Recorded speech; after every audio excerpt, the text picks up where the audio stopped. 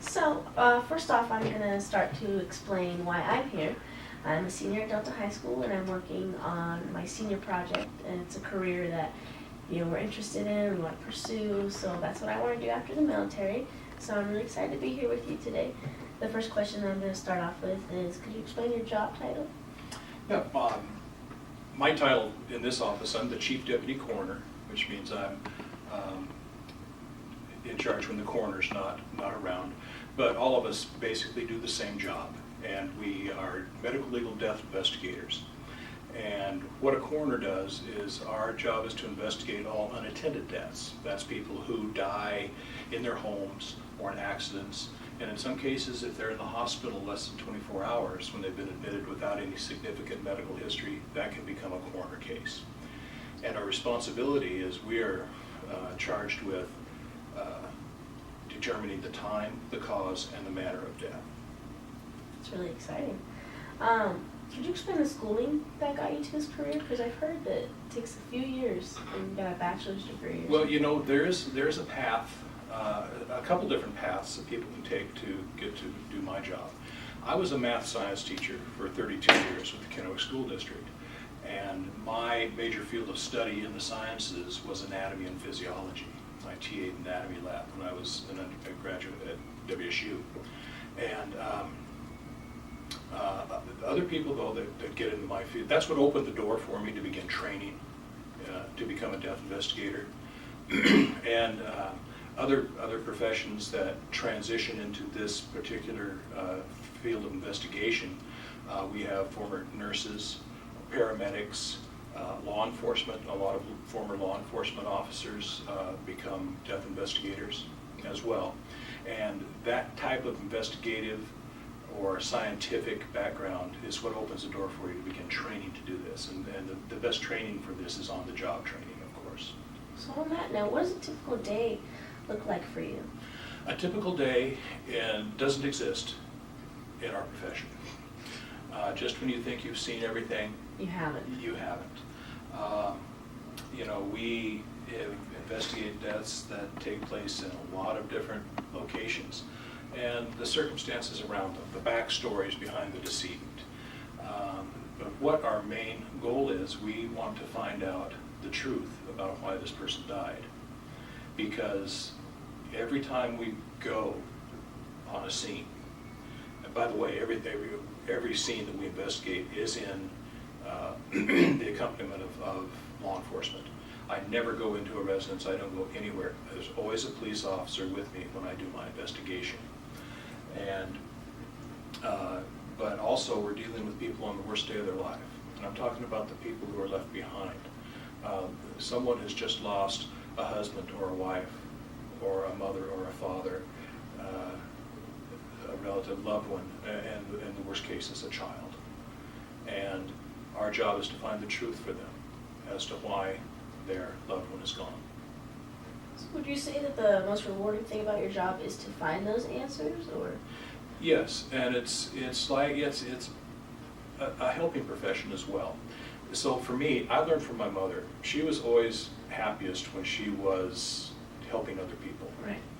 And I found in my life that if I can forget about myself for a while, not focus so much on me and focus more on helping others, a really interesting thing happens is that I feel better. I feel good. And so this is a nice blend of being able to use my science to solve the puzzle, my curiosity as a scientist, but also it's a nice blend of using that science to solve the puzzle in relation to also my desire to help other people. And helping other people in some of these situations, it's a challenge. But I also look at it as a privilege to be in a position to try to help someone in such a tough situation. What was the toughest day you've had so far while working here? Well, anytime you investigate the death of a child, and I spent 2 years as Chief Deputy Coroner for Dan Blaisdell over in Franklin County, and the child deaths, there was one, a 4-year-old that was just a tragic thing that, good family, everything else, but those you don't forget. And I understand. Yeah, so anytime dealing with the death of a child is Take always toll the on most difficult, yes. Have you been able to tell a family member that their loved one has passed? On occasion we do. Now usually, by the time we get there, family has been notified, but if it's a sudden, unexpected, for example, a motor vehicle fatality or something like that, we've had to make notifications.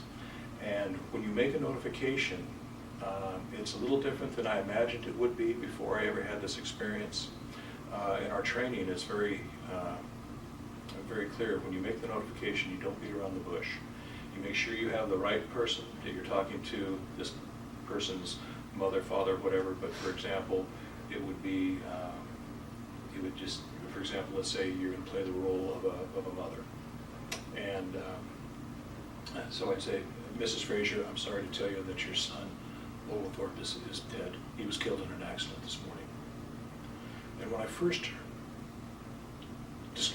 was presented with that, I thought, goodness, that's harsh. But there's a very good reason for it, in that the reason you don't beat around, say, well, we took him to the hospital, the doctors worked hard, they operated, but he wasn't able to get through this. If they hear that, they're going to still, well, he's in the hospital. No, I'm sorry that your loved one is dead. And the reason that it is so blunt and to the point is, once the person, for example, once you heard that your child was dead, you're not going to hear another thing I say for a while, because the reaction is you're going to go into a form of shock. And so when you do make notifications, it is very factual and as brief as possible. Is it hard to keep your emotions back from the professional point of view? Well, when you're in the situation, you try to keep as much professionalism as possible. And me bringing emotions into a situation and sometimes is going to make the situation worse. Now, there's been times where I've gone home, especially after child deaths, when my kids were still at home. I go into my kids' room and I just grab them and hug them. And there's been times I've gotten home and I've had some tears. But not in the course of, my job is an important job to do and important to do it well. And the reason I look at it that way, me doing my job well is much more beneficial for the family of the decedent as well. So how many deaths do you usually experience in a day or maybe a year? Well, this is the most unpredictable, random thing I've ever been involved with. We may go 3 or 4 days without a call, and then all of a sudden it breaks loose and we have 3 or 4 calls within the span of 4 or 5 hours. I've been at one call working at investigating a scene, I'd be called to another. There's just it is so random, there's no predictability. And when it gets crazy, you just do the best you can. And in some cases, like you met Bill or John, who's the boss, our coroner, or Dennis, there's 4 of us that share the load of investigating all the deaths in the county. And hopefully you see if someone else is available to help out. So as you see on TV or maybe like on Criminal Minds or CSI, you see that the toxicology reports take like less than an hour or whatever to come back. Is that reasonable? That's one of the jokes that we share in this office. No, that's baloney, unless they're working in some wonderland that we don't know about. We will take toxicology samples, either ourselves, we'll gather the blood, vitreous fluid on occasion, which is the fluid in the eye, and also a urine if possible, and we will mail those to the Washington State Patrol Toxicology Laboratory in Seattle. And usually the turnaround time on the average is about 8 weeks. It's a really long time. Not 8 minutes, it's 8 weeks, yeah, so it takes some time. So on another note with the TV shows you can see, do they relate to real-life autopsies and investigations? I've noticed in some of them, some of the CSIs, the science behind the prop people who recreate those situations, they really do a pretty good job, at least as far as seeing a body cavity opened up or the scalp peeled down over the face, things like that. They do a pretty good job. But other things, for example, you see them bringing the family in to the morgue and pulling the sheet back, things like that. That doesn't happen. In our facility, no one has physical proximity to a body except for coroner staff and law enforcement or whatever. But family, things like that, and most people want to see their loved one after they pass. And that, in cases where they die in the home, stuff like that, before the funeral home takes the body, quite often they'll have the body prepped and on the gurney, and they can spend some time with their loved one before they go. But in situations such as anything possibly criminal, then there's a chain of evidence. Anything that is in our office, for the most part, we consider evidence, and a chain of evidence has to be maintained. And any other individuals that are not part of law enforcement or the coroner's office would be an infringement of that. Would you encourage others to get into this job field? You know, it's I was fortunate. I was blessed to really enjoy my teaching career. It was my niche, and very rewarding. That said, I'm very thankful to have had this opportunity, because this is probably the most interesting, intriguing job I've ever had. You meet, there's times, it's very stressful at times, as you can imagine.